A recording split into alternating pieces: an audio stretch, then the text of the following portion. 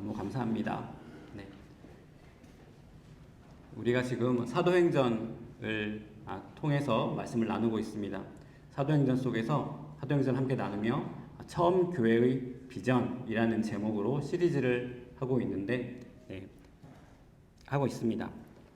여러분 혹시 비전 스테이트먼트라는 것을 아시나요? 비전 스테이트먼트? 비전 스테이트먼트 아시죠? 비전 스테이트먼트 뭡니까? 비전이죠. 우리가 가지고 있는 공동체가 나아갈 방향이 무엇인지, 우리가 목적이 무엇인지 그것을 비전 스테이트먼트라고 합니다.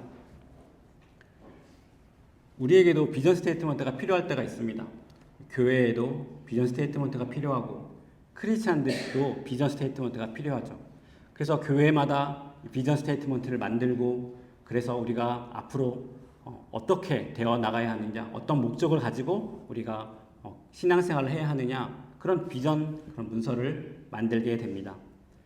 그런데 사실 성경에 보면 우리의 비전 스테이트먼트가 이미 나와 있는 것을 보게 됩니다. 예수님께서 하늘로 올라가시기 전, 그 직전에 제자들에게 비전 스테이트먼트를 주셨죠. 그것이 바로 사도행전 1장 8절의 말씀입니다. 1장 8절을 보면 오직 성령이 너희에게 임하시면 너희가 권능을 받고 예루살렘과 온 유대와 사마리아와 땅끝까지 이르러 내 증인이 되리라 하시니라. 이것이 우리 믿는 사람들의 비전 스테이트먼트고 교회의 비전 스테이트먼트입니다. 각 교회가 다른 비전 스테이트먼트를 가질 수 있지만 그 비전 스테이트먼트는 모두 예수님께서 주신 이 비전 스테이트먼트, 그것의 하위 그런 비전일 뿐인 것이죠. 성령의 권능이 임해서 예루살렘과 온 유대와 사마리아와 땅끝까지 이르러 내 증인이 되리라는 게 무슨 말입니까? 우리가 하나님의 일을 해야 하는데 그것은 우리 힘으로 하는 것이 아니다라는 뜻입니다. 성령이 우리에게 임하면 성령의 능력을 힘입어 내 힘으로 하는 것이 아니라 성령의 힘으로 하게 될 것입니다. 무엇을 하게 됩니까? 경계를 무너뜨리게 됩니다. 예루살렘은 어떤 곳입니까? 예루살렘은 평안한 곳이고 안전한 곳입니다. 그런데 성령이 임하면 예루살렘의 경계를 넘어서게 됩니다. 그리고 유대를 넘어서게 되고 사마리아를 넘어서고 땅끝까지 이르게 됩니다. 그리고 무엇을 합니까? 그렇게 경계를 무너뜨린 이후에 무엇을 합니까? 그곳에서 하나님의, 예수님의 증인이 되는 것입니다. 예수님의 증인이 되는 삶을 살아가게 되는 것이죠. 그것이 모든 크리스찬들의 비전 스테이트먼트입니다. 다시 한번 말씀드리면 성령이 임하고 성령의 충만함을 받고 그리고 경계를 무너뜨리고 어디에 가나 예수 그리스도의 증인이 되는 삶을 사는 삶, 이것이 바로 크리스찬들의 비전 스테이트먼트라는 것입니다. 사도행전은 이 비전 스테이트먼트가 어떻게 이루어져 가는지를 차례차례 보여주고 있는 것이죠. 복음이 어떻게 예루살렘에서 시작했는지, 어떻게 성령이 임했는지, 그리고 복음이 어떻게 예루살렘의 문턱을 넘어 사마리아 문턱을 넘어 땅끝까지 가게 되었는지를 차례차례 기록하고 있는 것. 예수님이 말씀하신 비전 스테이트먼트에 따라 어떻게 복음이 땅끝까지 가고 있는지를 보여주는 책이 바로 사도행전입니다. 그리고 제가 처음에 말씀드렸던 것처럼 우리 무지개 교회도 이 비전 스테이트먼트 가운데 복음이 땅끝으로 계속 가고 있는 것 가운데 무지개 교회도 세워진 것이죠. 그래서 이 비전 스테이트먼트가 무지개 교회의 비전 스테이트먼트이기도 한 것입니다. 그래서 교회는 어떤 곳입니까? 이 비전 스테이트먼트가 가장 먼저 이루어진 것이 바로 이 교회입니다. 바로 처음 교회에서 예수님께서 말씀하신 이 비전이 이루어지게 됩니다. 앞으로 계속 이루어질 텐데, 이 비전이 실제로 이렇게 일어날 거야 라고 보여주신 것, 그것이 바로 처음 교회에서 일어난 일이라는 것이죠. 처음 교회에서 경계를 넘어가는 일이 어떻게 벌어집니까? 거기에 여러 가지 언어를 쓰던 사람들이 있었습니다. 말하면 사실은 그리스어를 사용하던 사람들, 이걸 성경에는 헬라파 유대인들이라고 얘기하죠.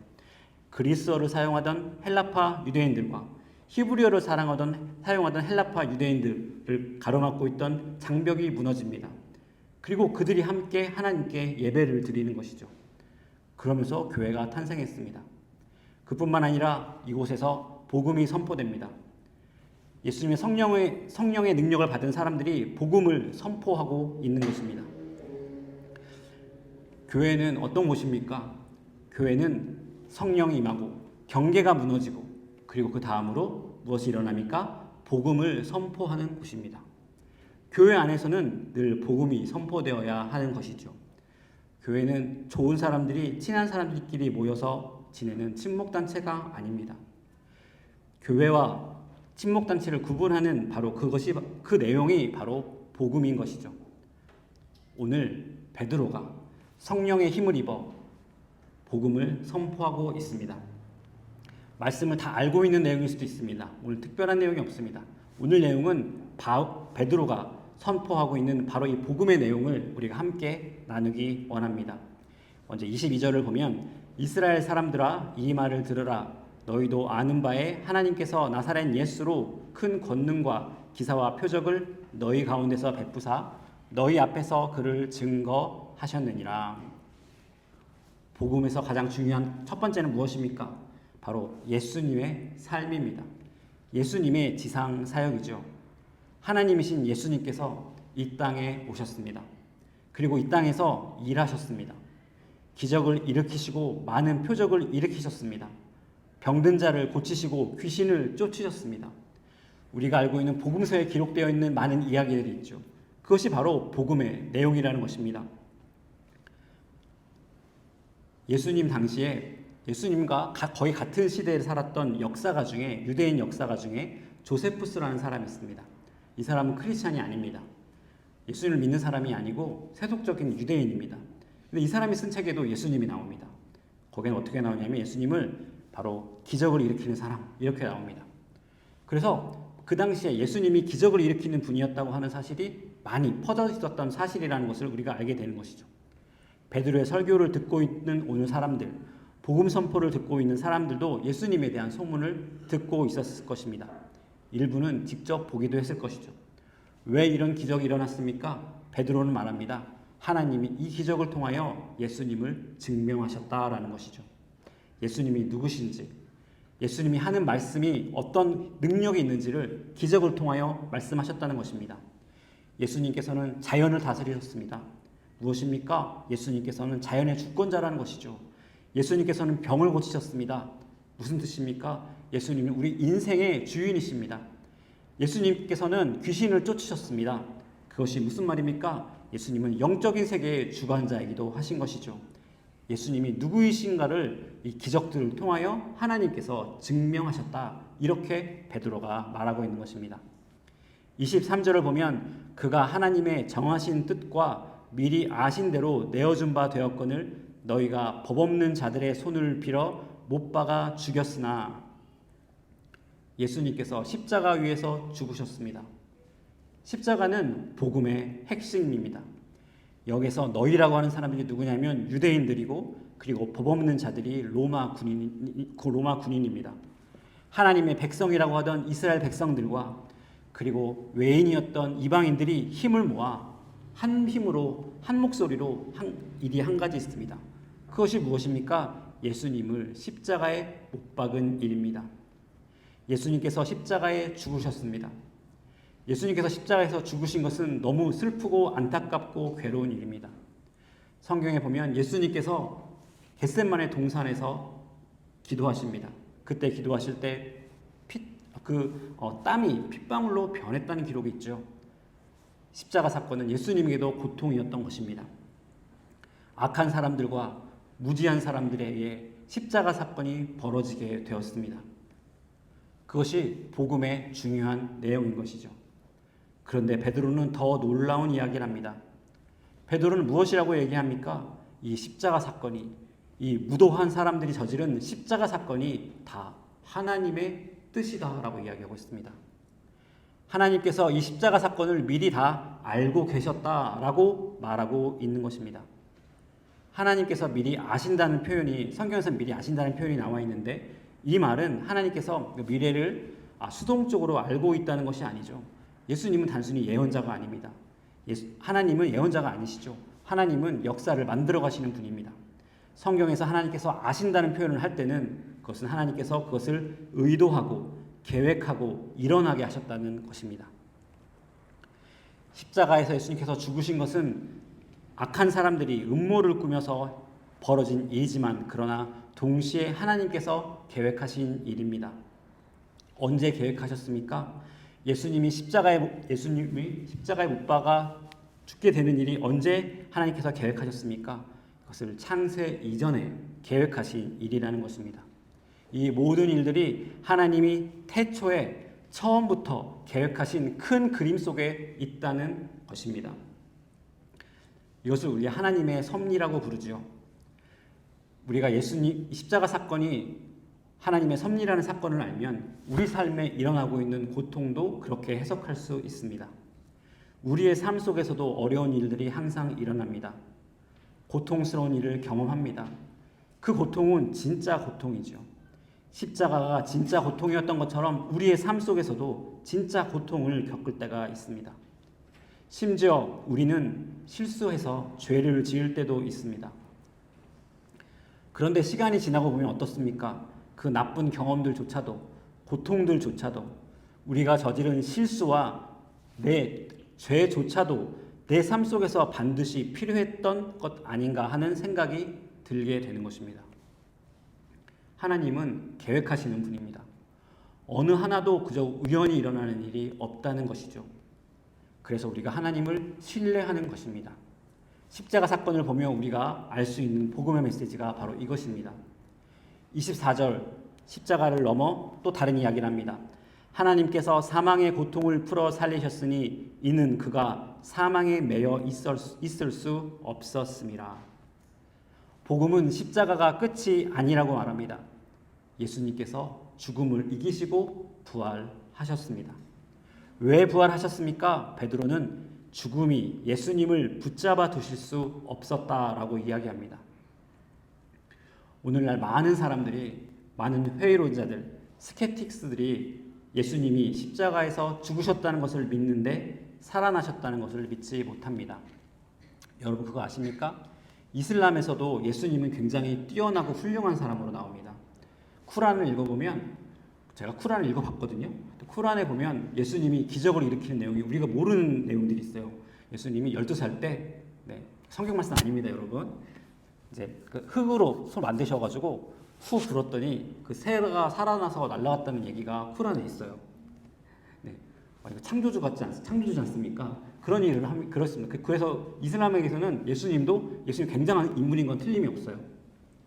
그런데 이들이 뭐를 못 믿냐면 예수님의 부활을 못 믿어요. 이들은 예수님이 하늘로 올라갔고 또 어떤 예를 들면 순위파, 시아파가 있는데 시아파에서는 예수님이 나중에 다시 오신다고 생각을 합니다. 그런 내용들이 있어요. 그런데도 불구하고 못 믿는 게 예수님의 부활을 못 믿습니다. 그래서 이들은 어떻게 생각하냐면 예수님이 십자가에서 달리셨던 것은 죽은 것처럼 보였지만 죽지 않았다 이렇게 이야기를 하는 것이죠. 왜 부활을 이렇게 믿지 못합니까? 왜냐하면 부활을 경험하지 못하기 때문입니다. 우리는 모든 사람이 다 죽는다는 것을 알 수 있지요. 경험을 통해 알 수 있는 것입니다. 그런데 부활은 경험하지를 못하는 것입니다. 사람들은 부활을 믿지 못합니다. 사람들은 부활이 불가능하다고 말합니다.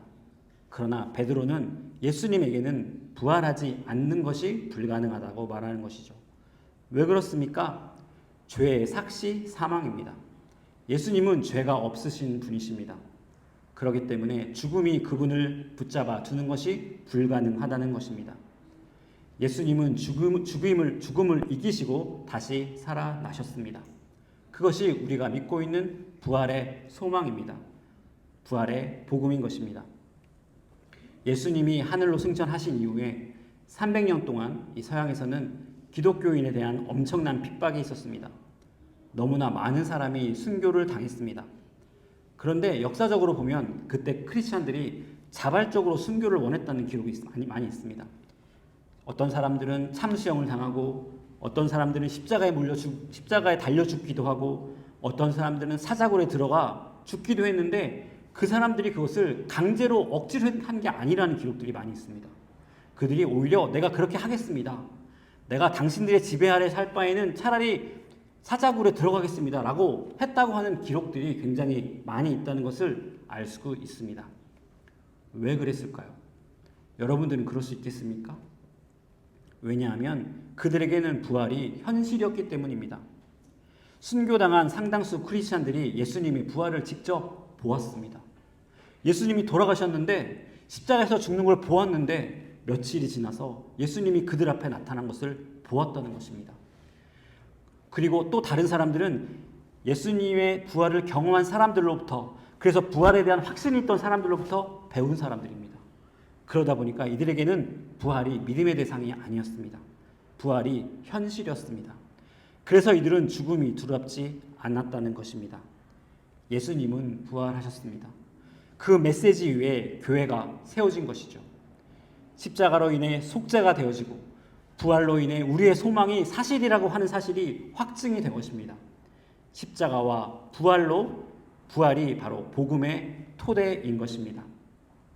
부활한 예수님은 하늘에 올라가셔서 지금 하나님 우편에 계시다고 베드로가 말합니다.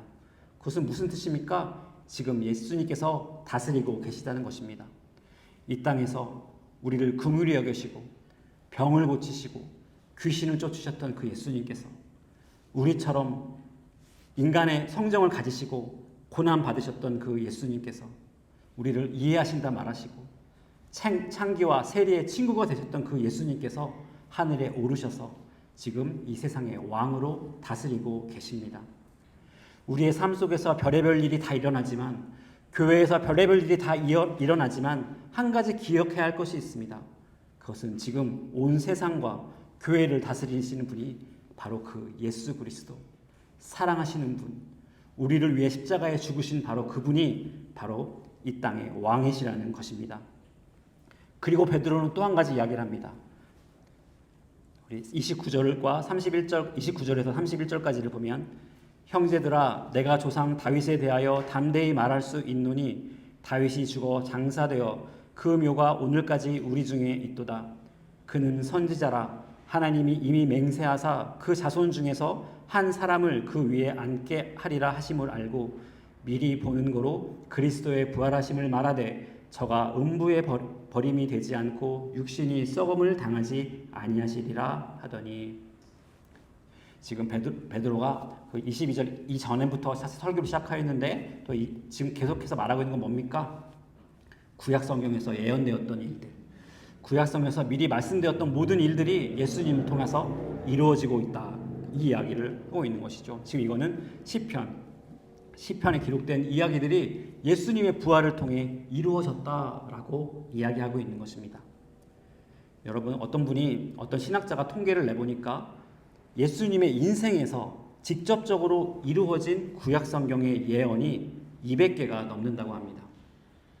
예수님이 처녀의 몸에서 태어나겠다는 것과 예수님이 죽으신다는 것, 부활하신다는 것, 이 모든 일들이 성경에 예언되어 있는데 그것이 200개가 넘는다고 합니다.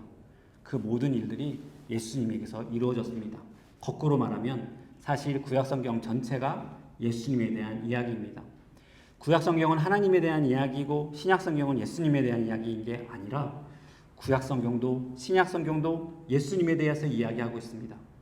구약 성경은 오실 예수님에 대해서 이야기하고 있고 신약 성경은 실제로 오신다고 말씀하셨던 그 하나님의 아들, 그분이 어떤 분이셨는지 우리가 보고 듣고 만진 그 하나님의 아들이 누구인지에 대한 기록이 바로 신약 성경인 것이죠. 이것은 신학이 아닙니다. 예수님께서 직접 본인의 입으로 그렇게 말씀하셨습니다.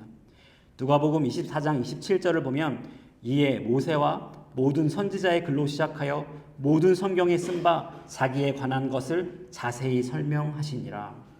여기서 모세는 뭡니까? 모세라고 하는 건 모세가 쓴 모세오경을 말합니다.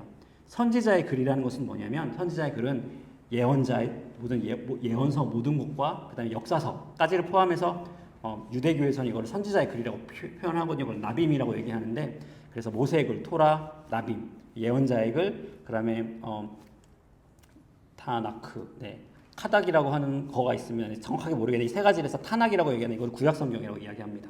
그래서 어쨌든 모세와 모든 선지자의 글로 시작하여 모든 성경에 쓴 바 자기에 관한 것을 자세히 설명하십니다. 예수님께서 하신 말씀입니다. 모든 성경이 바로 구약 성경인 것이죠. 구약 성경 모든 내용이 예수님에 대하여 쓰여진 이야기라는 것입니다. 이것이 복음입니다, 여러분. 복음이 무엇입니까? 예수님께서 오셔서 기적을 일으키시고 하나님이 진짜 어떤 분이시라는 것을 몸소 보여주셨습니다. 그래서 복음서에 기록된 모든 내용들이 바로 복음인 것이죠. 그리고 예수님이 십자가에서 죽으셨습니다. 우리의 죄를 지고 십자가에서 죽으셨습니다. 그것이 복음입니다. 또 복음이 무엇입니까? 복음은 바로 그 예수님께서 부활하시고 승천하셨다는 것이 복음입니다. 또 복음이 무엇입니까? 구약성경에 예언되어 있던 모든 것들이 예수 그리스도 안에서 완성되었다라는 것이 바로 복음의 메시지라는 것이죠. 그리고 이 복음 메시지의 하이라이트 36절에서 베드로가 이렇게 말합니다. 그런즉 이스라엘 온 집은 확실히 알지니 너희가 십자가에 못 박은 이 예수를 하나님이 주와 그리스도가 되게 하셨느니라 하니라. 아멘.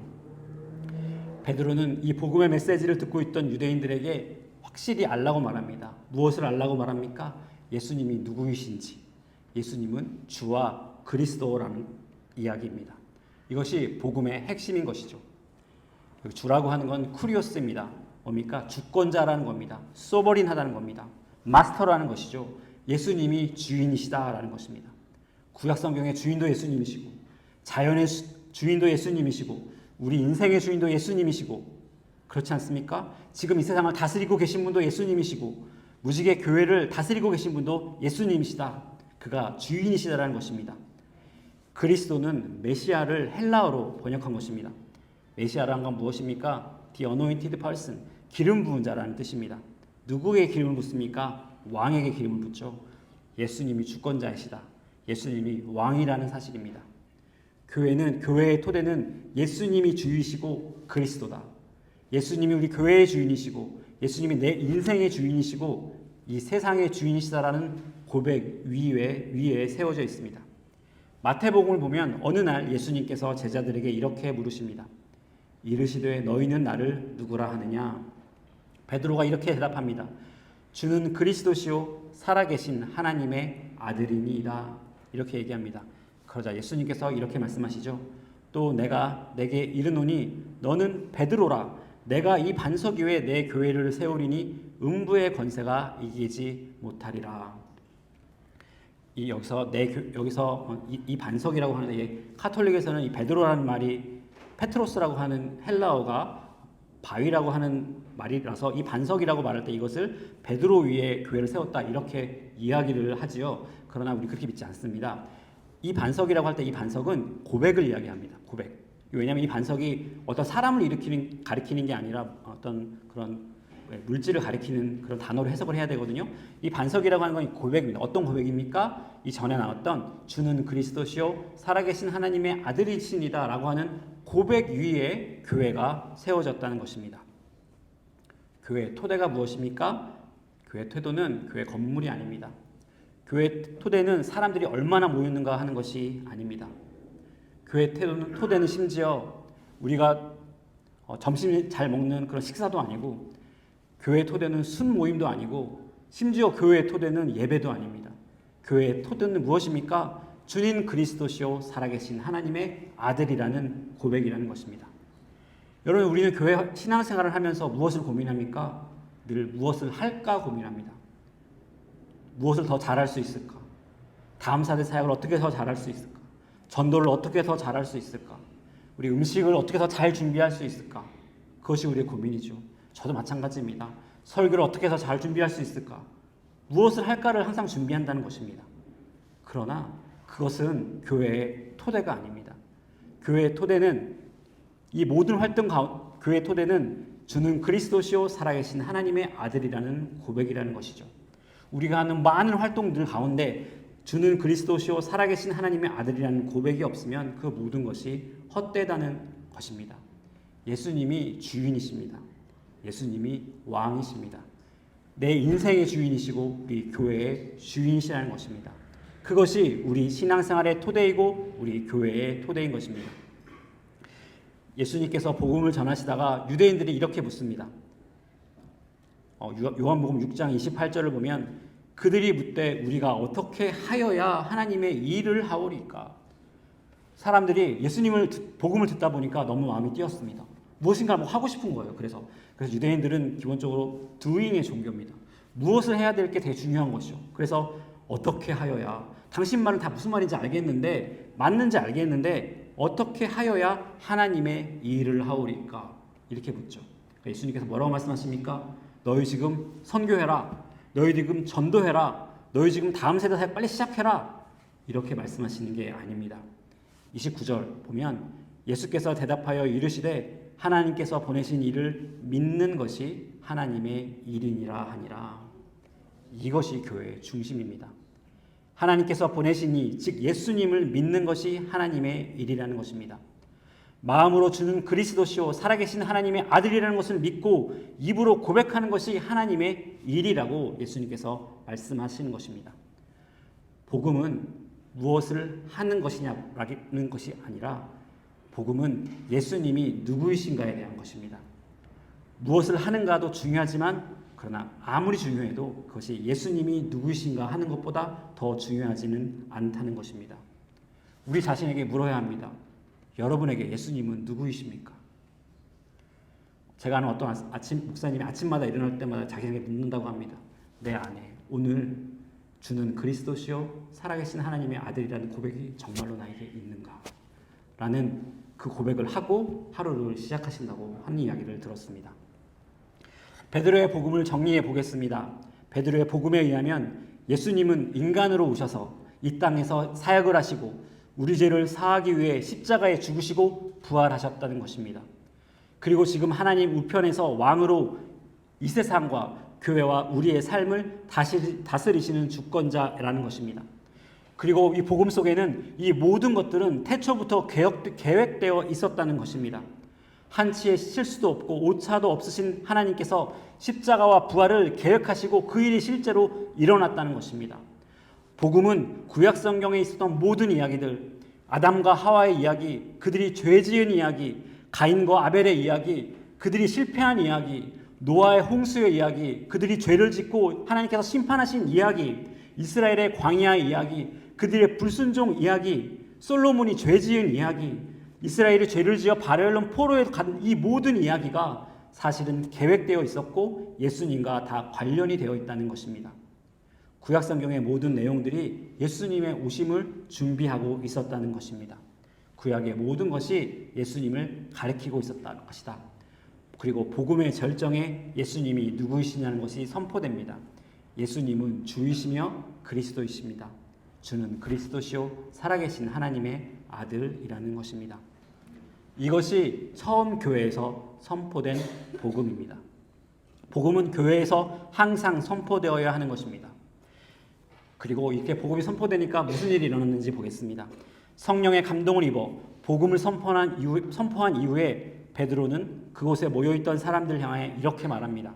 38절에서 40절을 보면 베드로가 이르되 너희가 회개하여 각각 예수 그리스도의 이름으로 세례를 받고 죄 사함을 받으라. 그리하면 성령의 선물을 받으리니 이 약속은 너희와 너희 자녀와 모든 먼데 사람 곧 주 우리 하나님이 얼마든지 부르시는 자들에게 하신 것이라 하고 또 여러 말로 확증하여 권하여 이르되 너희가 이 패역한 세대에서 구원을 받으라 하니.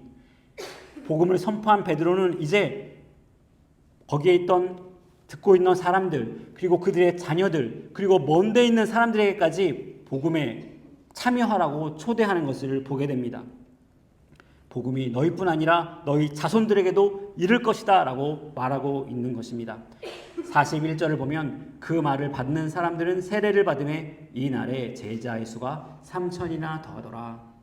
이것이 처음 교회가 세워진 그 하루에 일어난 일입니다. 교회가 어떻게 세워졌습니까?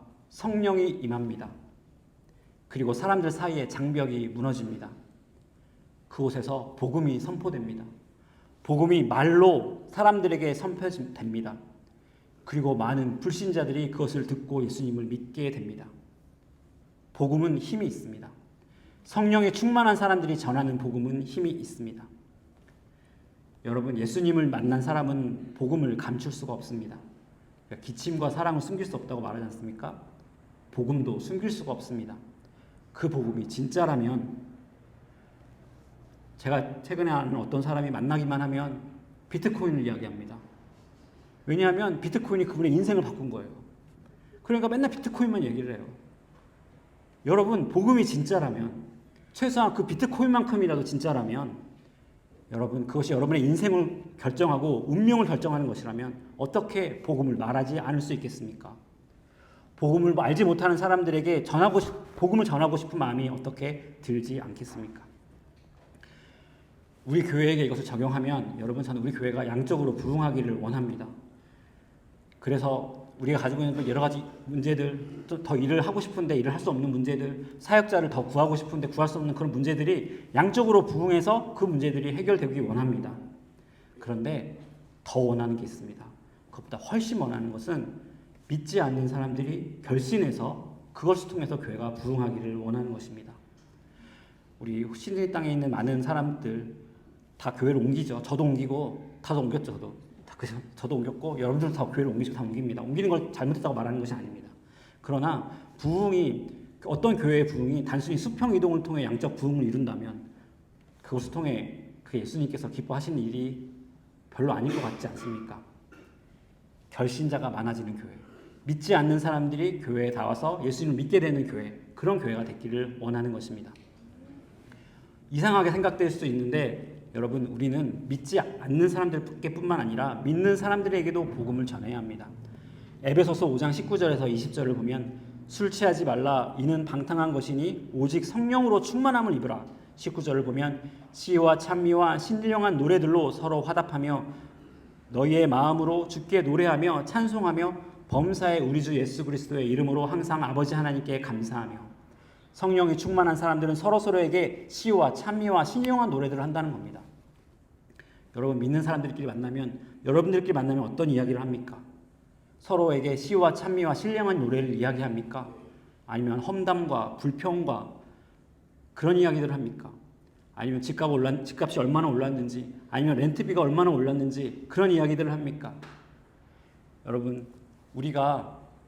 제가 최근에 고스펠 플루언시라는 책을 읽고 있습니다. 한국말로 번역을 하면 복음의 유창함이라는 그런 정도가 되는데, 이 복음의 유창함이라는 것은 뭐냐면 우리가 복음을 우리 삶 속에서 너무 당연하게 녹아내고 적용하는 것, 그것을 복음이 유창하다는 거예요. 우리가 복음이 유창하지가 않아요. 무슨 말이냐 하면, 여러분, 교회에서 식사하시다가, 그죠? 우리 복음에 대해서 이야기해보자. 그렇게 해서, 나 예수님 너무 사랑하고 막 이렇게 얘기하면 어떻게 하시겠습니까, 여러분? 갑자기 그렇게 밥 먹다가 그렇게 앞에 있는 권사님이 그렇게 얘기해서, 그러면 이렇게 남사스럽게 갑자기 왜 복음 얘기해, 교회에서. 그렇게 얘기하시잖아요. 남사스럽게 왜 복음 얘기해, 우리 밥 먹고 얘기하자. 그렇게 얘기하시잖아요. 왜 그렇습니까? 복음을 얘기하는 거에 훈련이 안 돼 있는 거예요. 그죠, 여러분?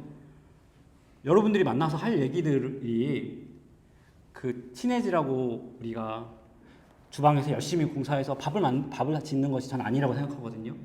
그것이 복음 전파의 시간이 돼야죠.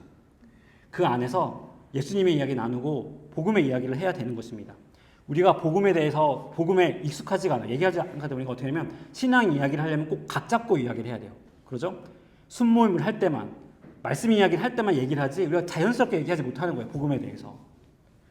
복음의 얘기를 하자는 거는 이런 얘기 아닙니다. 이렇게 긴 집사 만나가지고 만났지, 안녕하세요 하고, 예수님 하나님이 세상을 이처럼 사랑하사 독생자를 주셨으니 이는 그를 믿는 자마다 멸망치 않고 영생을 얻게 하십니다. 감사합니다. 이렇게 하고 지나가는 얘기 아닙니다. 그건 유창한 게 아니에요. 여러분, 우리가 영어가 유창하지 않잖아요. 그죠? 영어가 유창하지 않아요. 그러다 보니까 영어 할 때 어떻게 합니까? 영어 할 때 준비를 하죠. 영어 할 때 준비부터 해야 돼요. 그죠? 여러분, 맥도날드 가서 주문할 때 준비하시잖아요. 마음으로. 여러 명 가도 내가 주문해야 되나? 준비해야 돼. 무슨 말을 해야 되지? 준비를 하는 거예요. 준비하고 긴장하고 이제 혀도 풀고 할까 말까 요이 땅 하면 이제 영어를 그때 하기 시작하는 거죠. 그러다가 할까 말까 하다가 3분 동안 고민하다가 하지 말자, 그냥 한식당 가서 음식 먹자, 이럴 때도 있는 거예요. 그죠, 여러분? 왜 이런 일이 벌어집니까? 왜 영어가 유창하지 않은 거예요. 영어가 유창한 사람들은 필요하면 자연스럽게 영어가 흘러나올 텐데, 그렇죠? 복음도 그런 것입니다. 우리에겐 복음의 유창함이 필요해요. 유창하지 않은 게 너무 당연합니다. 해보지 않았으니까. 복음에 유창한 스킬이 있는 분들이 있습니다. 저는 그런 분들 너무 감사하고 감동스럽게 생각해요. 얘기를 하다 보면 분명히 렌트비로 이야기 시작했는데, 월급으로 시작했는데 복음으로 대가 끝나요. 그런 분이 계세요. 너무 제가 그런가, 전 그렇게 못하거든요. 근데 그런 분들이 계신 것입니다. 중요한 결정을 할 때 너무 쉽게 복음에 따라 결정하시는 분들이 계십니다. 복음의 메시지를 나누면서. 여러분, 교회 공동체는 서로에게 복음을 선포하는 공동체여야 합니다. 만나서 이야기할 때 복음의 메시지가 너무 쉽게 결정이 흘러나와야 하는 것입니다. 네, 복음의 유창에서 대화 속에 복음의 메시지가 늘 섞여 있기 원합니다. 대화를 하는데 십자가의 헌신이 있고, 여러분 대화할 때마다 인간이 죄라는 고백이 있고, 여러분이 대화를 할 때마다 부활의 소망이 있는 거예요. 그 대화가 크리스찬의 대화여야 되지 않겠습니까? 교회 안에 저희가 토의를 하고 결정할 때도 복음이 기준이 되기 원합니다. 회의를 하다가 어떤 안건이 나왔을 때 그 안건에 찬성하고 반대할 때 복음이 기준이 되기 원하는 겁니다. 어떻게 하면 복음을 더 많이 선포할 수 있을까? 어떻게 하면 복음에 따라 복음의 의미대로 우리가 결정할 수 있을까? 그것이 우리가 교회에서 결정하는 것의 근거가 되어야 되지 않겠습니까? 그것이 우리가 서로에게 복음을 선포한다는 것입니다. 가정에서도 복음이 선포되어야 합니다. 여러분, 가정에서 복음 선포하기가 남사스러우시죠? 저도 마찬가지. 이게 평상시에 복음 얘기하지 않다가 지금부터 가정 예배 드린다. 아이들이 그러면은 그쵸. 저희 아들을 보니까 똑같아요. 그렇지 않은 겁니다. 자연스럽게 복음의 이야기를 흘러나와야 하는 거예요. 그래야 아이들이 듣는 겁니다. 저희가 신명기를 지금 큐티하고 있습니다. 매일 성경 큐티를 하고 있는데 매일 성경을 큐티를 하고 있는 분들 보면 지금 신명기에 대한 내용입니다. 가나안 땅에 들어가기 직전에 이스라엘 백성들에게 모세가 한 설교가 신명기인데, 모세가 이제 40년 동안 광야 생활을 마치고 이제 드디어 젖과 꿀이 흐르는 땅인 가나안 땅으로 이스라엘 백성들이 들어가기 직전입니다. 이때 모세가 이런 말을 합니다. 오늘 내가 내게 명하는 이 말씀을 너는 마음에 새기고 내 자녀에게 부지런히 가르치며 집에 앉았을 때에든지 길을 갈 때에든지 누워있을 때에든지 일어날 때에든지 이 말씀을 강론할 것이며, 네 자녀에게 부지런히 가르쳐야 해요. 집에서 앉았을 때든지 일어날 때든지 늘 하나님 말씀을 강론해야 합니다. 누워있을 때라도 일어날 때라도 하나님 말씀을 해야 한다는 것이죠. 그래야 자녀가 듣는다는 거예요. 광야 세대의 백성들은 하나님의 기적을 경험했습니다. 그죠? 여러분, 먹을 것이 없을 때 만나가 내려지는 경험을 했고, 어디로 가야 될지 모를 때 불기둥, 구름기둥이 나타나서 갈 곳을 알려줬어요. 그런데 가나안 땅에 가면 어떻습니까? 농사를 지어요. 만나가 필요 없습니다. 더 이상 집을 짓고 살 것이기 때문에 이동할 필요가 없습니다. 불기둥, 구름기둥도 필요 없는 것입니다. 그때 하나님을 잃어버릴 가능성이 있는 것이죠. 그러니까 하나님을 경험하지 못한 자녀들을 위해 하나님의 말씀을 계속 강론하라라는 것입니다. 집에 누워서도 일어나서도 강론하고 자녀들에게 부지런히 하나님의 말씀을 가르치라는 것입니다. 여러분, 이것이 오늘날 예수님을 먼저 만나고 호주에 살고 있는 우리들의 사명입니다. 호주는 가나안 같은 땅입니다. 모든 것이 풍족한 땅이에요. 그래서 하나님을 잊기 너무 쉬운 이 땅에서 집에서 부지런히 말씀을 강론하라는 것이죠. 우리 가정에서도 복음의 유창함이 필요합니다. 집에서 자녀들과 어떤 대화를 나누십니까? 자녀들이 중요한 결정을 내려야 할 때 복음이 어떤 역할을 합니까? 대학에 진학할 때 어떤 학과를 가냐 고민할 거 아닙니까? 여러분, 복음 이야기를 하십니까 그때? 자녀가 결혼을 해야 합니다. 이 배우자 저 배우자 데리고 오는데 복음이 그 결정에 어떤 영향을 줍니까? 그때도 복음을 이야기해야 하는 것입니다. 가정 예배를 드릴 수 있다면 가장 좋은 것이죠. 그런데 더 중요한 것은 매일의 대화 속에서 복음을 녹여내서 말할 수 있는 것입니다. 네, 우리 모두에게 복음의 유창함이 필요한 것입니다. 예배가 끝나고 오면 아이들에게 설교에 대해서 물어보세요.